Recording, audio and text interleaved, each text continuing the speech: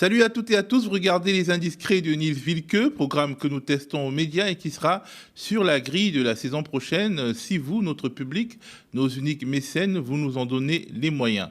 Soutenez-nous sur tnt.lemediatv.fr et signez notre pétition contre la décision de l'Arcom de refuser de nous attribuer une fréquence alors même que les milliardaires n'ont jamais autant monopolisé cet espace public. L'idée de ce programme, c'est de regarder derrière le rideau de fumée des éléments de langage, de voir de près le théâtre d'ombre qu'est la politique. Et le taulier de ce programme, c'est Niels Wilke, journaliste indépendant, journaliste politique jusqu'au bout des doigts.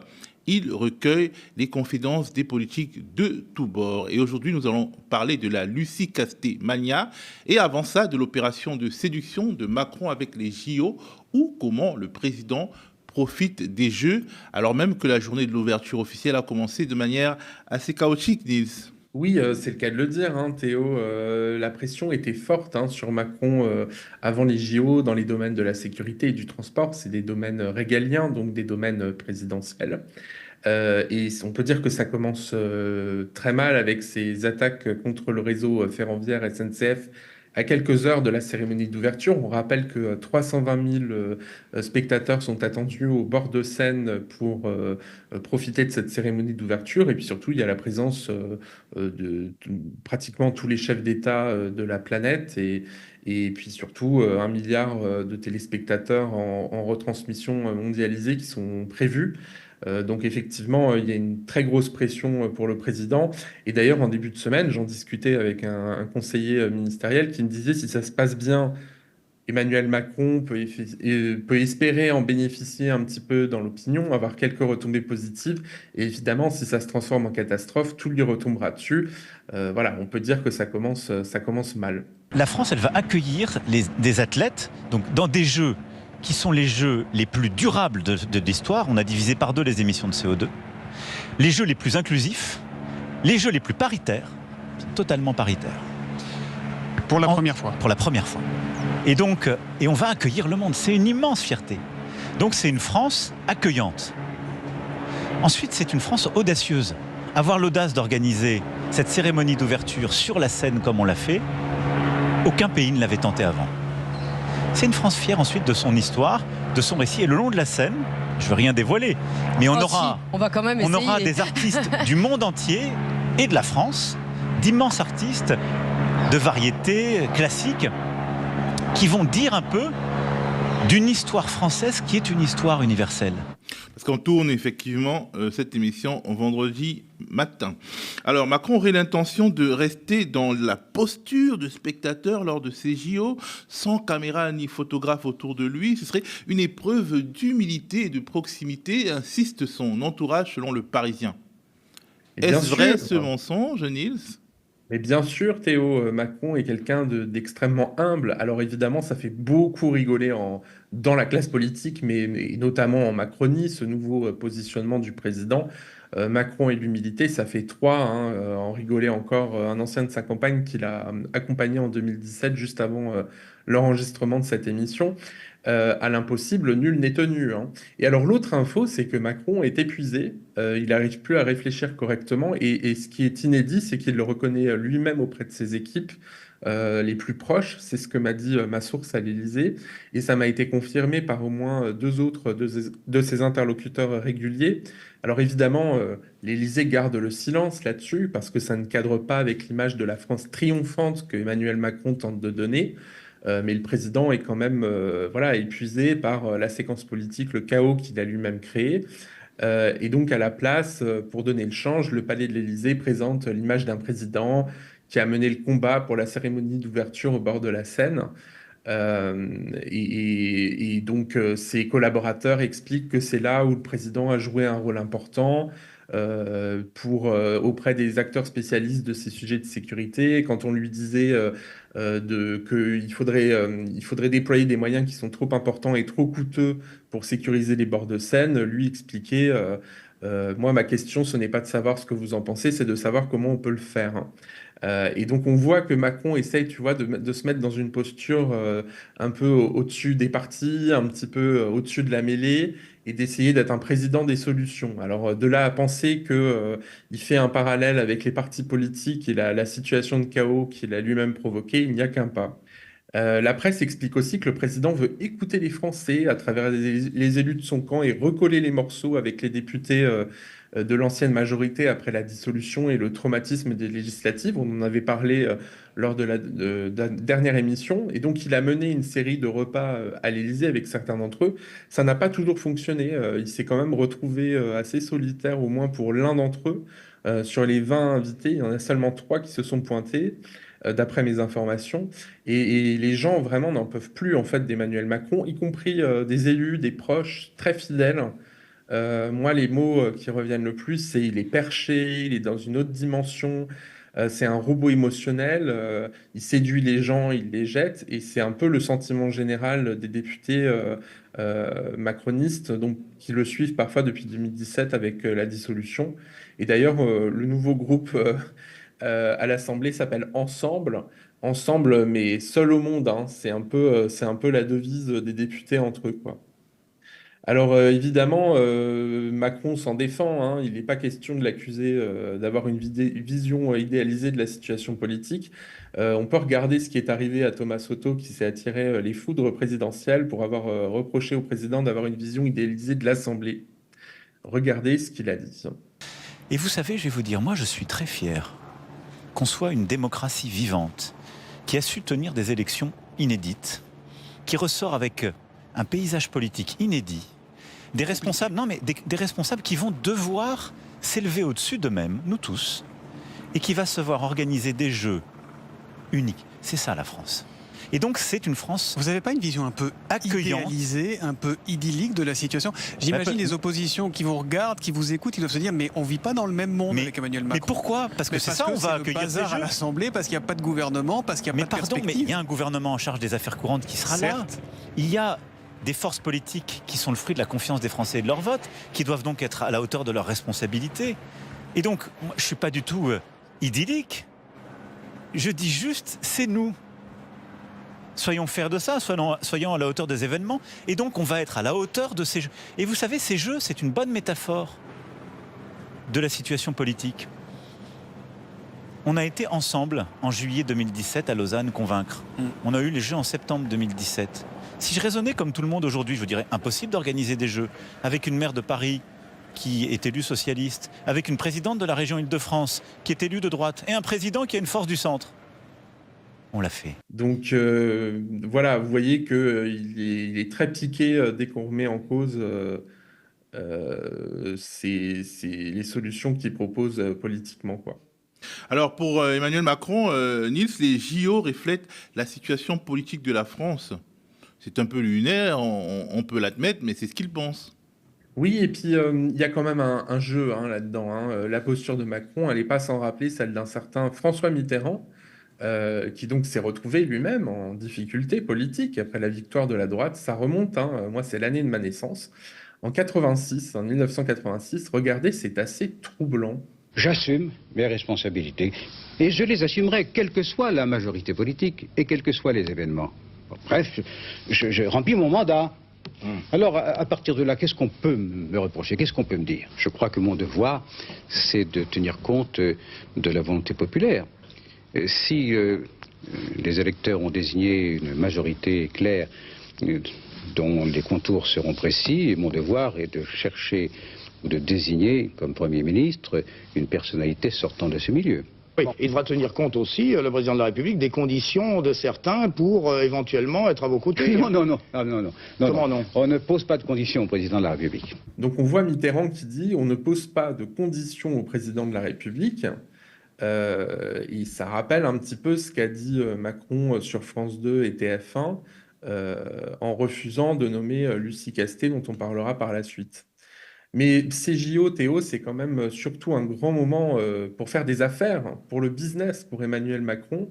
Et d'ailleurs, on peut remarquer le programme de Macron ce jeudi à 13h. Il a reçu à l'Élysée Elon Musk, James Quincy, le PDG de Coca-Cola, le PDG d'Alibaba, Joe Tsai, Brian Chesky de RNB, mais aussi Bernard Arnault, forcément, LVMH, Nicolas Namias de la banque BPCE, Alexandre Bompard, le PDG sur le départ de Carrefour, Sébastien Bazin, le PDG d'Accor.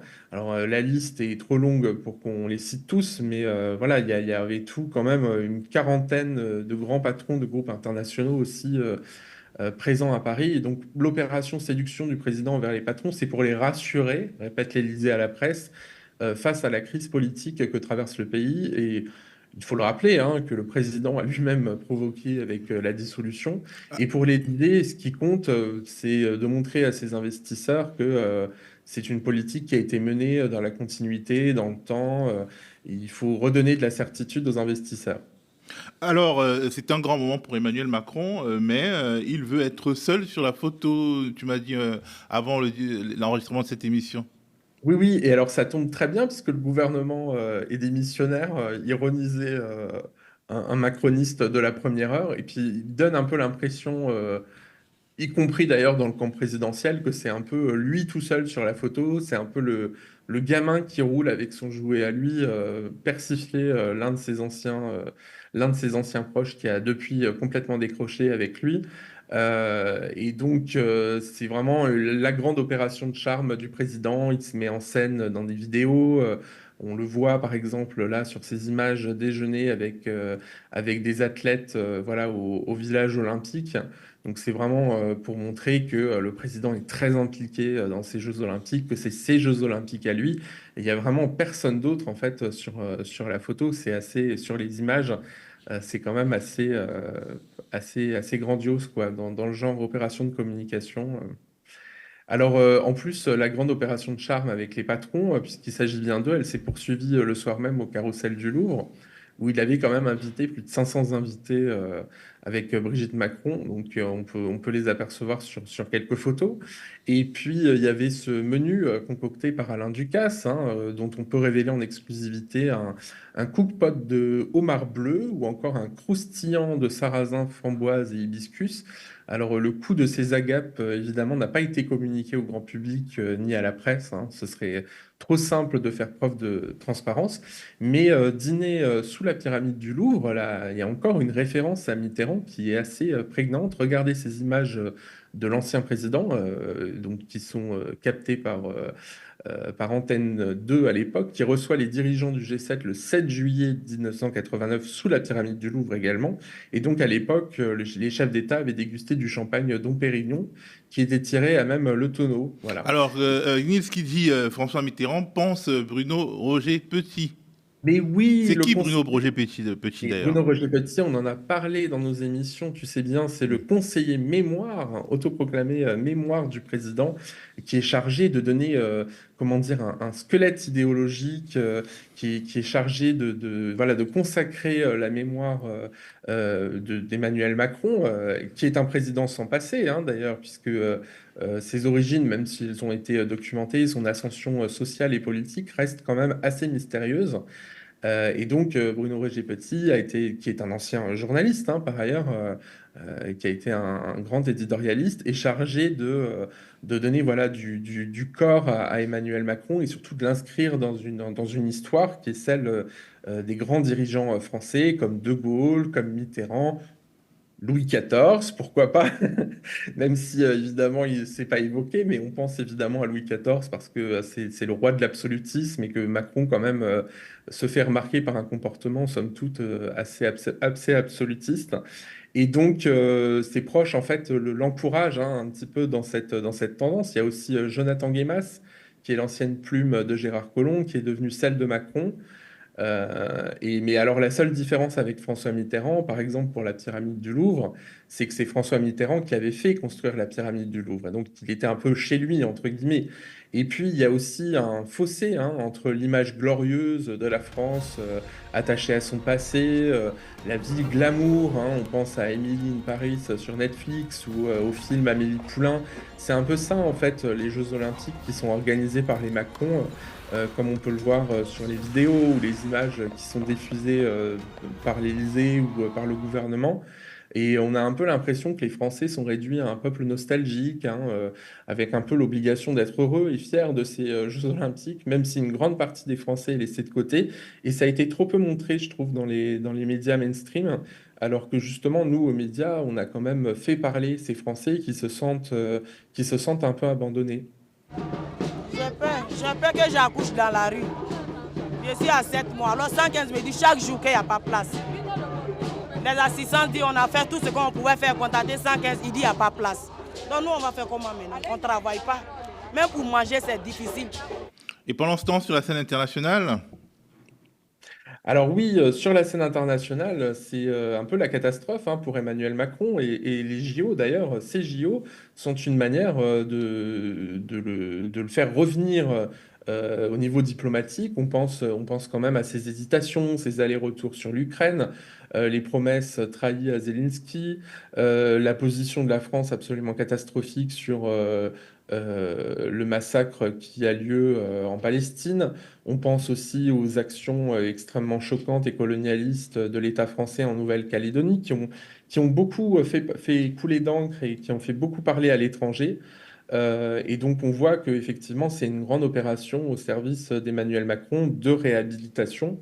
Alors là, la dernière nouvelle lubie présidentielle, c'est d'avoir réussi à inscrire les Jeux Olympiques d'hiver aux Alpes françaises. Et évidemment, les Jeux Olympiques d'hiver de 2030. Exactement, Théo. Et évidemment, ça ne va pas de soi, puisque c'est quand même une aberration écologique et économique. Au moment où justement les Alpes sont en train de s'effondrer à cause du réchauffement climatique, voilà, il y a des chutes de masse montagneuse pratiquement quotidiennes ou toutes les semaines. Et donc, il a mené cette opération avec le soutien des dirigeants locaux régionaux, Muselier et Wauquiez au niveau régional, donc à la fois PACA et Auvergne-Rhône-Alpes. Et donc, la presse régionale, comme le Dauphiné par exemple, dont on peut voir l'article, parle d'un pari gagnant pour les Alpes françaises. Je ne suis pas certain qu'au niveau... Et d'ailleurs, mes confrères, par exemple, de Mediapart ou d'autres médias ne sont pas certains qu'au niveau environnemental, les Alpes françaises ils gagnent vraiment avec ces jeux. Mais c'est surtout politiquement, en fait, que c'est intéressant comme séquence, parce que c'est la preuve qu'il y a bien une alliance qui est à l'œuvre entre les macronistes et la droite, puisque Macron s'est allié avec Wauquiez sur ce dossier. Et si on avait besoin d'une preuve que la coalition que le président appelle de ses voeux avec un Premier ministre de droite dans les mois qui viennent manquait, ben là on a vraiment une preuve qui est assez évidente que Macron marche avec la droite. Et d'ailleurs, j'ai une source ministérielle qui m'expliquait que certes, le président, l'Élysée parle d'un pari gagné pour ces JO d'hiver, mais enfin, on rappelle aussi que la France était la seule à être en lice pour ces JO. Donc évidemment, ça facilite la victoire, parce qu'aucun autre pays ne veut de ces JO d'hiver en plein réchauffement climatique.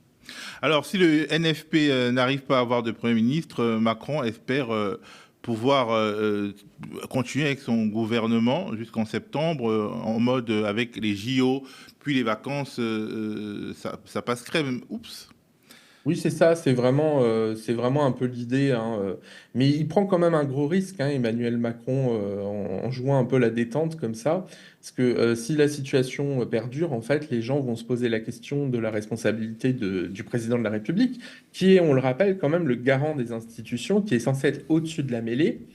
Et par exemple, s'il nomme un gouvernement avec la droite de coalition à la rentrée, si le gouvernement est renversé, on peut imaginer par la gauche, voilà, et puis avec un vote RN ou la gauche avec des éléments du centre, enfin peu importe, la question même de la position du président, elle finira par être posée par un certain nombre d'opposants. Et c'est ce que pointe d'ailleurs notamment Marine Tondelier cette semaine.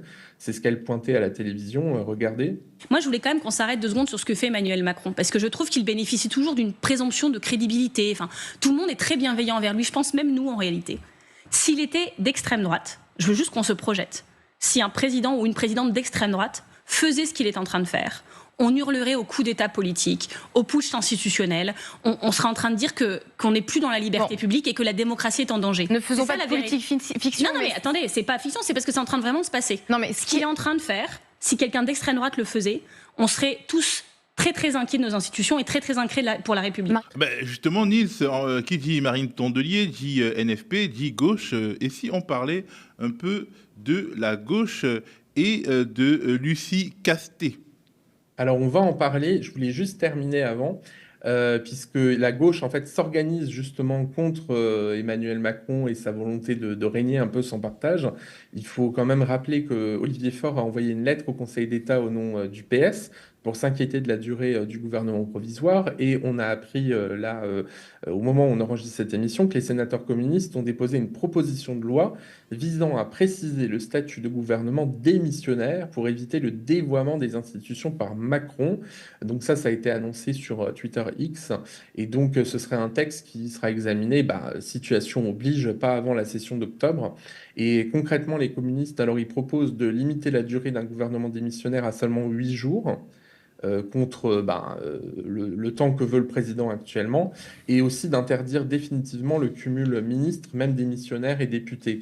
Tu sais ce dont on avait parlé la semaine dernière et qui provoquait un débat, puisque les ministres députés ont pu voter pour l'élection de Yael Braun-Pivet au perchoir à l'Assemblée.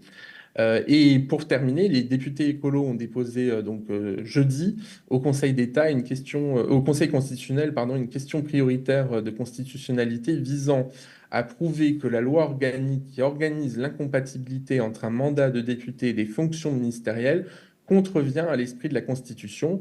Ils l'ont déposé devant le Conseil d'État, et si le Conseil d'État juge que cette question prioritaire de constitutionnalité est recevable, il la transmettra alors aux sages du Conseil constitutionnel. Justement, on revient sur la gauche et sur Lucie Castet. Vraie révélation ou mirage de la gauche unie? Alors, c'est un peu la nouvelle coqueluche de la gauche, hein. Lucie Castet, c'est un peu le nom tiré du chapeau par le PS pour Matignon à l'extrême dernière minute, hein, puisque les négociations ont duré vraiment jusque mardi, jusqu'à la dernière minute. En fait, il s'agissait quand même, soyons honnêtes, pour le Nouveau Front Populaire et ses dirigeants, de proposer une candidature avant le passage d'Emmanuel Macron au JT le soir même. Donc, il s'agissait de damer le pion en fait au président. Et voilà, en toute honnêteté, à part les journalistes parisiens qui suivent la gauche, ou Anne Hidalgo et la ville de Paris, elle était quand même inconnue au bataillon. Et d'ailleurs, elle en parle en toute franchise dans ses interviews, comme ici sur BFM. Sondage ce matin, Elab pour BFM TV, 58% jugent que le président ne doit pas vous nommer à Matignon. Ça vous surprend, ce résultat ? Ce sondage, il est parfait, merci de l'avoir commandé. En réalité, il y a 48 heures, j'étais totalement inconnue des Françaises et des Français. Aujourd'hui, on a 41% des Français qui disent que Emmanuel Macron doit me nommer Premier ministre. Ça veut dire que les Français souhaitent que l'on sorte de la paralysie, parce qu'on ne peut pas attendre pour répondre à leurs problèmes. Alors pour l'instant, c'est non. Mais les Insoumis ont dit depuis quelques jours, on va appeler une mobilisation de la société, je cite l'expression, pour vous imposer, vous, Lucie Castet, à Matignon. Ça veut dire quoi?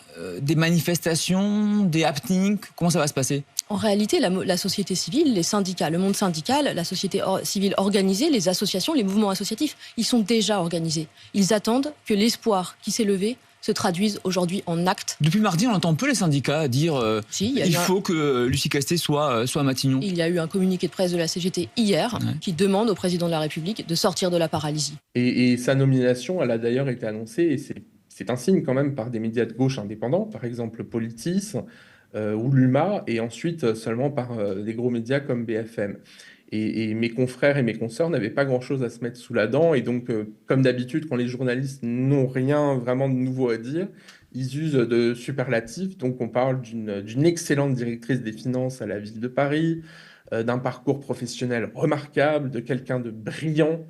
Et d'ailleurs, c'est assez drôle parce que même la France Insoumise, qui d'habitude n'est pas la dernière à râler, ne lui trouve que des qualités. Et j'en discutais avec des cadres du parti qui m'expliquaient qu'elle était vraiment super, elle était géniale. On parle quand même de quelqu'un qui a été conseillère d'Anne Hidalgo avant de rejoindre sa direction des finances et des achats à la ville de Paris. Et donc un opposant à Faure qui n'est pas très copain avec les Insoumis me disait c'est quand même le bal des faux culs à gauche. C'est pas complètement faux. Alors il y a quand même des sujets d'embarras qui sont apparus. Oui, alors très vite quand même, Lucie Casté a montré quelques hésitations, comme la présence des athlètes israéliens à Paris pour les Jeux Olympiques. Alors elle s'en est un peu sortie par une pirouette en disant ils sont là, maintenant il faut que la diplomatie française s'oriente pour faire cesser les massacres à Gaza, en utilisant des moyens de pression politique. Mais bon, elle a semblé quand même un petit peu déstabilisée. Et d'ailleurs, le journaliste ne s'est pas gêné, à BFM, ne s'est pas gêné pour lui faire remarquer. Alors, vos convictions politiques, votre positionnement à gauche. Depuis le 7 octobre dernier, l'attaque d'Israël, la gauche s'écharpe sur une question très simple, et pourtant la réponse est assez compliquée. Le Hamas, selon vous, est-il une organisation terroriste? Oui. Sans problème. Le programme du nouveau Front populaire est extrêmement clair à ce sujet. Il y a une priorité, c'est que les massacres en cours à Gaza cessent et que les otages soient libérés. Ceux qui ont dit le contraire se sont disqualifiés selon vous? Je ne souhaite pas commenter ça. Sur le conflit Proche-Orient, toujours, votre nouvel allié LFI, je ne sais pas si vous connaissez encore Thomas Porte, a jugé, je le cite, que les athlètes israéliens n'avaient pas leur place en France pour ces Jeux Olympiques. Et vous? Pour moi, la priorité, je le dis encore une fois, c'est que les massacres en cours à Gaza cessent. Oui. Et je pense que toute l'énergie de la diplomatie française doit être mise sur cette priorité. De voir ces athlètes israéliens que l'on va la voir défiler demain soir à Paris, vous dites ils sont les bienvenus ou ça vous choque de les voir défiler Ils sont avec là leur maintenant. maillot? Ils sont là maintenant. Oui. Toutes nos forces, Mm. les forces de la diplomatie française, doivent être orientées pour faire cesser les massacres à Gaza, y compris en utilisant des moyens de pression politique, pour que Israël cesse cet agissement à Gaza. Je vous sens un peu embarrassé. Non, pas du tout. Le programme est très Est-ce que clair. vous à pouvez ce dire sujet. clairement, moi je trouve qu'ils ont leur place. Ou non, ils n'ont pas leur place. Je vous le répète, Ils ont leur place, ils ma n'ont pas leur priorité, place. c'est que les massacres cessent et c'est que la justice internationale puisse faire son travail à ce stade. J'avais dit pas langue de bois, hein, pourtant, au début Eh d'une ben, je ne sais pas de la langue de bois. Et à gauche, elle provoque aussi, et notamment au Parti socialiste, sa candidature, la proposition de la direction du PS fait aussi jaser. Et provoque aussi des oppositions. On a Hélène Geoffroy. Alors, Hélène Geoffroy au PS, elle est peu connue du grand public, hein. C'est la maire de Vaux-en-Velin. C'est un peu une apparatchik du parti. C'est surtout une proche de François Hollande. Elle est très anti-fort et anti-LFI. Et donc là, elle profite en fait de cette nomination de Lucie Casté pour tirer à boulet rouge sur la stratégie de la direction du Parti socialiste avant le Conseil national qu'elle présidait jeudi soir. Et donc, elle explique aux Parisiens que la stratégie actuelle du nouveau Front populaire n'incarne pas la gauche de gouvernement. Et donc, il y a eu une réunion hier du Conseil national qui a été assez animée selon mes informations. Alors, en général, quand on vous dit qu'une réunion a été animée, ça veut dire que les socialistes se sont engueulés, hein. C'est un peu comme les écolos. Et donc, sur des questions essentielles telles que le nucléaire, le rapport aux athlètes israéliens, au RN, Lucie Casté est mal à l'aise et ça se voit, me disait l'un des alliés d'Hélène Geoffroy. La critique est aussi reprise par le courant de Nicolas Maillère-Rassignol, donc qui est le maire de Rouen, qui est aussi un opposant à Fort. Et on comprend en fait que ces deux courants du PS se verraient bien diriger un gouvernement dans une coalition de circonstances. Il faut rappeler quand même que le Parti socialiste est revenu en force aux européennes, revient de très très loin, et que notamment François Hollande a été réélu député et que manifestement il n'a pas l'intention de rester les bras croisés. Alors, certains estiment au sein du PS que le contexte électoral, c'est-à-dire le contexte qui avait cours au moment du second tour des législatives avec la mise en place d'un barrage républicain contre le RN, appelle à ce qu'ils appellent un élargissement. C'est quoi cet élargissement, Niels? Oui, mais ça c'est une vieille lune à gauche, hein. Tu sais, ça remonte déjà à l'ancien congrès du PS pour désigner le patron du Parti socialiste. À l'époque, il y avait eu un vent de rébellion contre Olivier Faure pour sa réélection. Et donc, c'est un peu tous les anti-France Insoumise, en fait, hein. Et d'ailleurs, le texte d'orientation d'Hélène Geoffroy avait réuni autour de 20% des voix lors de ce dernier congrès. Et donc, Hélène Geoffroy et ses partisans au PS, le rapprochement, en fait, avec LFI mis en place aux législatives de 2022, leur reste en travers de la gorge. Et ils accusent, en fait, Olivier Faure d'avoir fait du PS une filiale de la France Insoumise. Mais honnêtement, c'est pas la totalité du PS. On parle d'un millier d'élus avec à peine 4 sénateurs. Donc c'est quand même pas énorme. Et simplement, ils sont effectivement voilà, très en colère contre Olivier Faure et la France Insoumise. Alors, du côté de Lucie Castet, j'ai voulu faire réagir son entourage. On m'explique effectivement que, au fond, ça ne concerne pas Lucie Castet. On m'a même dit c'est un coup de la droite du PS qui veut régler ses comptes avant la création potentielle d'un gouvernement de gauche. Et effectivement, ces désaccords étaient connus auparavant, quoi. Donc, alors mal à l'aise, elle est effectivement parfois mal à l'aise dans les médias, mais on me rappelle aussi dans son entourage, on la défend en disant qu'elle est quand même devenue l'une des chefs de la majorité en à peine 48 heures, et donc qu'il faut aussi qu'elle trouve ses marques, que la question du positionnement à trouver n'est pas toujours évidente, et qu'elle veut évidemment respecter l'ensemble des partis de la coalition de gauche, elle veut se positionner au-dessus de la mêlée. Et donc, voilà, elle est en phase de structuration, comme on dit au Parti socialiste.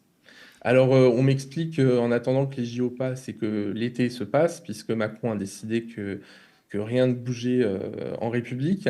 On m'explique que Lucie Castet, elle échange quotidiennement avec les 4 chefs du parti, donc qui sont Olivier Faure, Emmanuel Bompard, Fabien Roussel et Marine Tondelier. Donc elle fait des visios avec eux où elle communique par message. Elle l'a fait par exemple jeudi après-midi. Le sujet n'est pas un nom donné par une formation politique. L'exemple que nous venons d'avoir avec M. Chassaigne, d'ailleurs, dit tout cela. C'est un candidat tout à fait estimable, expérimenté, et il n'a pas eu la majorité, il n'a pas été élu au perchoir, à la présidence de l'Assemblée nationale. Et donc, la question n'est pas un nom, la question c'est quelle majorité peut se dégager à l'Assemblée pour que un gouvernement de la France puisse passer des réformes, passer un budget et faire avancer le pays. Et alors donc, dans ce contexte, je vais essayer de vous dire comment je vois le chemin.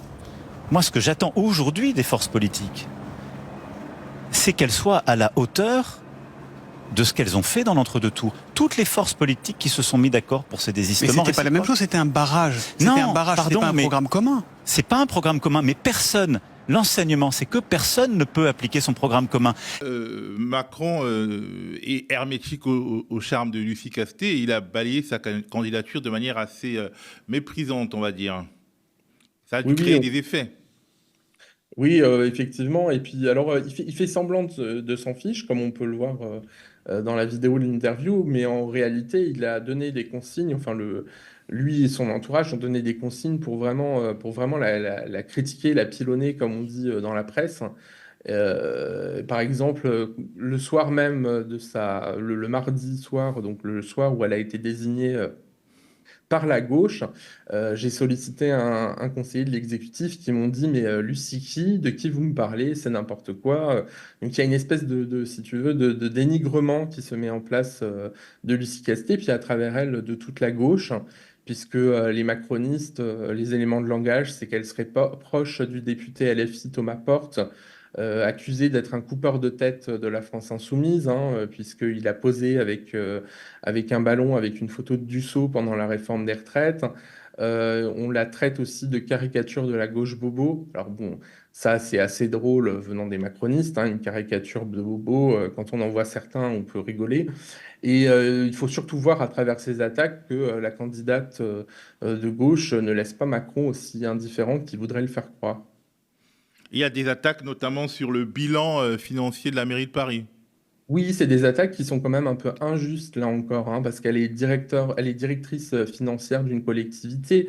Elle n'est pas responsable de la situation financière de Paris. J'en ai parlé avec un bon connaisseur du sujet qui en plus a fait ses classes à droite, donc qui n'est pas au Parti socialiste, qui n'est pas à gauche, et qui connaît bien ces sujets, qui a travaillé pour une municipalité, qui me disait mais au-dessus d'elle, il y a quand même le directeur général des services de la ville de Paris, qui est quand même beaucoup plus capé. Et il y a aussi les élus, en premier lieu, qui votent les budgets de la ville de Paris. Elle n'est pas du tout dans le décisionnaire, elle est dans l'exécution. Après, il y a quand même certaines critiques qui sont légitimes à son sujet. C'est vrai qu'elle n'a jamais été élue, elle n'a jamais occupé un grand poste de la République. On ne peut pas dire, par exemple, que c'est l'équivalent de Castex, comme on l'a souvent dit dans les médias. Elle ne fait pas d'ombre aux Insoumis, mais en même temps, elle a quand même été à la direction du Trésor 2 ans sous Macron. C'est ce que tu as dit une source à Bercy. Oui, c'est ça, hein, c'est un peu le refrain des macronistes. Tu vois, c'est pour essayer de diviser la gauche, de dire, mais regardez, au fond, elle est un peu comme nous, en fait. Elle a travaillé à la direction du Trésor, donc c'est probablement une des directions les plus prestigieuses, sinon la plus prestigieuse de Bercy. Mais les macronistes, ils oublient aussi qu'elle est passée par Tracfin, et elle s'est quand même fait une petite réputation sur le dossier brûlant de la haute délinquance financière. Et ça a quand même son importance parce que, regarde, si on tire un parallèle, on a appris dans Le Monde ce vendredi, au moment où on enregistre l'émission, que le gouvernement continue de refuser d'agréer l'association anticorruption Anticor. Alors Anticor, c'est pas n'importe quelle association, elle est à l'origine de la mise en examen d'Alexis Collère, qui est le secrétaire général de l'Élysée, et donc qui a été mise en examen en 2022 pour des décisions qu'il avait prises dans l'affaire de l'armateur italo-suisse MSC, avec lequel il avait des liens familiaux. Il y a eu aussi la Tour Triangle à Paris, où Elisabeth Borne est mise en cause en tant qu'ancienne directrice générale de l'urbanisme à la mairie de Paris, ou encore une grosse affaire très trouble qui sont les contrats russes d'Alexandre Benalla. Et donc le nom de Lucie Castet, qui est effectivement passée par Tracfin, qui lutte pour les services publics, pour défendre les services publics et une cofondatrice du collectif Nos Services Publics. Voilà, exactement, et donc qui lutte pour avoir une république plus exemplaire, fait peut-être plus peur à l'Élysée que l'Élysée ne veut bien le dire. Et c'est ce refus aussi finalement d'accorder l'agrément à Anticor, regarde, c'est une belle preuve de démocratie en France, et elle a inspiré notamment le dessinateur Alan Barth. Et donc il va falloir suivre évidemment les développements de cette affaire, comme on le fait souvent et toujours aux médias. Merci Nils, et merci à vous d'avoir regardé cette émission qui est dans sa phase de test. Dites-nous, comme vous le faites depuis un certain nombre d'épisodes, ce que vous en avez pensé en commentaire si vous nous regardez par YouTube et via email si vous nous regardez à la télé. Le média, vous le savez, était engagé dans une course de fond qu'il a amené le 12 juillet dernier devant l'Arcom pour obtenir un canal TNT. Notre candidature n'a pas été acceptée. Nous contestons cette décision. Rendez-vous sur tnt.lemediatv.fr pour signer la pétition pour nous aider à porter notre voix, notamment notre recours devant le Conseil d'État. Restez connectés aux médias.